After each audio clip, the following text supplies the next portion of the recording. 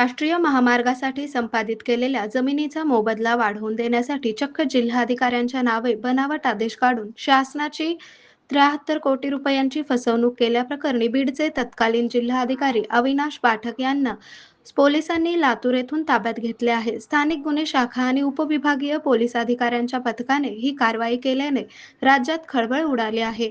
अविनाश पाठक हे 22 एप्रिल 2025 रोजी बीडच्या जिल्हाधिकारी पदावरून कार्यमुक्त झाले होते. मात्र ते बदलून गेल्यानंतरही त्यांच्या कार्यकाळातील मागच्या तारखा 1 मार्च ते 17 एप्रिल 2025 वापरून भूसंपादनाचे बनावट आदेश काढण्यात आले. या आदेशांद्वारे 154 प्रकरणांमधील वाढीव मोबदला तब्बल 241 कोटी 62 लाख रुपयांनी फुगवण्यात आला.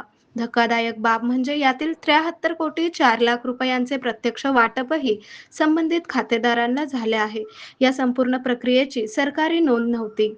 या घोटाळ्याप्रकरणी 19 नोव्हेंबर 2025 रोजी शिवाजीनगर पोलीस ठाण्यात गुन्हा दाखल झाला होता. त्यानंतर एसआयटीने यापूर्वी सहाय्यक महसूल अधिकारी संजय हांगे, कंत्राटी कर्मचारी त्र्यंबक पिंगळे आणि शेख अजहर यांना अटक केली आहे. आरोग्य म्हणजे केवळ औषध नाही, तर निसर्गाच्या योग्य उपचारांनी मिळणारी खरी आरामदायक अनुभूती. सोलापूरमध्ये निसर्गोपचाराचं विश्वासाचं नाव लिमये निसर्गोपचार केंद्र. इथे उपलब्ध आहेत विना औषध उपचार पद्धती, ॲक्युप्रेशर, ॲक्युपंक्चर, कपिंग आणि मसाज थेरपी.